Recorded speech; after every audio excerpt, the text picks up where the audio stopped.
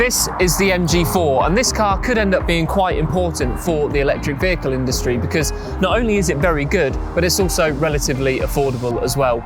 Starting from just under £26,000, the MG4 breaks down that all-important price barrier. But what exactly do you get for one of the cheapest electric vehicles on the market?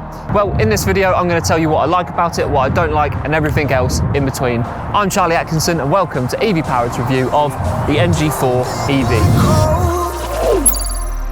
It got me stone cold.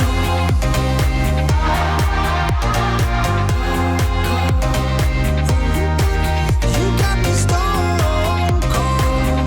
Got me stone cold. Now, before we get into the actual review of the MG4, I just want to talk about price because that's the main headline when it comes to this car. Now, the MG4 finds itself competing with a growing list of electric hatchbacks such as the Volkswagen ID3 and the Cupra Born, for example. So, in comparison to the ID3, the entry-level MG4 is over £3,500 cheaper than the Volkswagen alternative, and it offers a similar performance package too. Now, the standard MG4 will deliver a WLTP range of 218 miles, 2 miles more than the ID3 Pro Performance. Now, the ID boasts a 0 to 60 time of 8.9 seconds, whereas this MG4 is actually slightly quicker at just 8 seconds. So, even the ID3 Performance Pro, or the Pro Performance should I say, the 58 kilowatt hour version, which offers a bigger range of 264 miles, that can't compete with the MG4's long range equivalent, which has an official range of 281 miles. And the best part is the MG4 is more than £6,000 cheaper.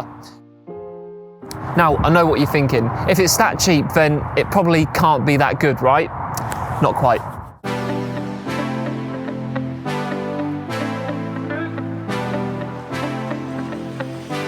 Now, first of all, if we have a walk around the car, you'll notice a few key design elements, such as this really dramatic front overhang with these razor-thin headlights as well.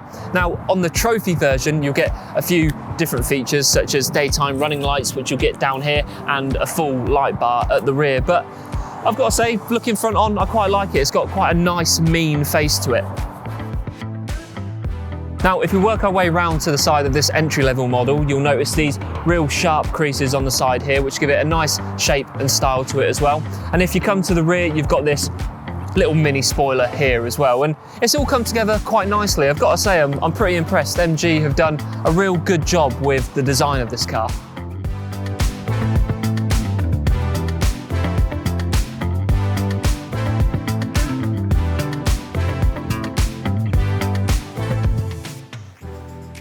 Now, inside the MG4 EV, it is a little bit basic and a little bit bare as well. If we start with this fairly small infotainment screen here, and as well this awkward boxy shaped driver's display, they do the job, but they do just look a bit stuck on and a bit sort of out of place. It doesn't really come together. It just looks like they're glued on to the dash. Now, they do the job just fine, and they also support Apple CarPlay and Android Auto as well, but you will have to use a wire for them. They're not wireless, unfortunately, which is quite annoying, but hey-ho. The quality inside is okay. There are a few shortcuts here and there where you start to figure out how MG got to this price point, like on the chairs, for example. I mean, they're built like office chairs where if you want to adjust the back, you have to sort of rock back and forward and then lock it into place like that. So there are a few materials and a few things all over the place here which are a little bit cheap, but it's not the end of the world. I mean, I'm probably a little bit spoiled having driven quite a few nice EVs and comparing it to this, and so to the average user it's probably gonna be okay and do the job just fine. But yeah, it is a little bit basic on the inside of the MG4. Other than that, there are nice materials all around, like up here and on the steering wheel as well. That's all very nice, and you've got plenty of storage here as well, with a nice big bin there and little compartments there. And you've also got a hidden compartment there if you need your phone or your keys in there, and you've also got designated storage for your phone up here. So it is all nice and convenient. Like I said, it is just a little bit on the basic side. In the back, there's also an all right amount of room. It's just about comfortable for me, although I wouldn't want to be back here for a super long journey. And it's also not got the biggest boot either, with just 363 litres. Right, I'd say it's about time that we finally took this thing for a spin.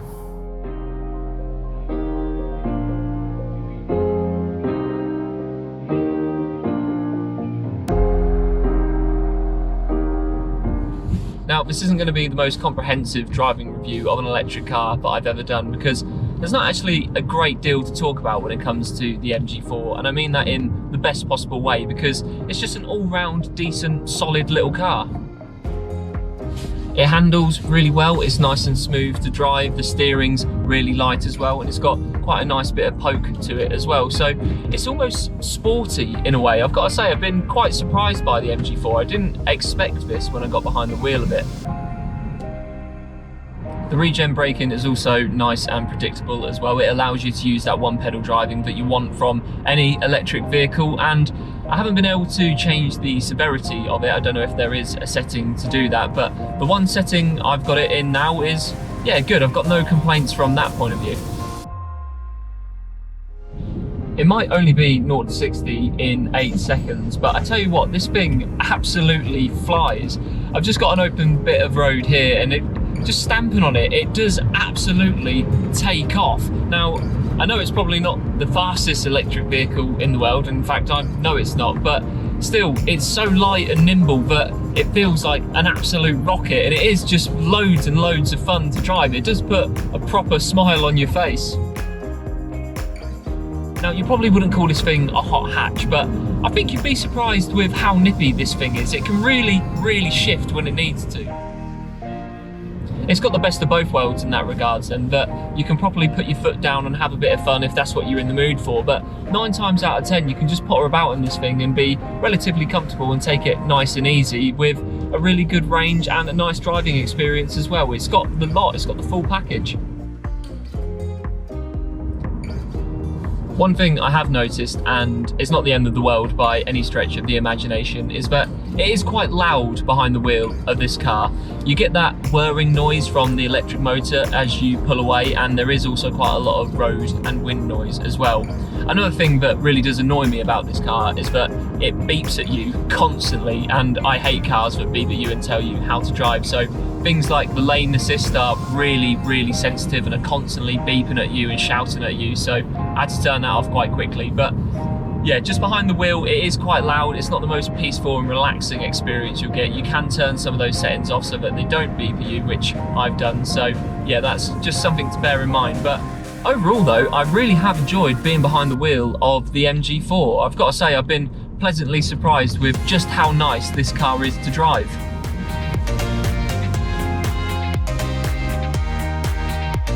MG has absolutely knocked it out of the park with this car, and they've also taken a massive step in knocking down one of the biggest barriers to EV adoption as well. At just under £26,000, the MG4 is an absolute steal, from a great design, a lovely driving experience, and a great range as well. Now that MG has proven that it is possible to build a great EV that doesn't cost an arm and a leg, I suspect other EV manufacturers are going to have a lot to think about. That's all for this video. If you liked it, then please do drop us a like and be sure to subscribe as well. For more electric car reviews like this, you can head over to our channel, and for daily news coverage, features and much more, you can also head over to evpowered.co.uk. Thanks once again for watching, and we'll see you on the very next video.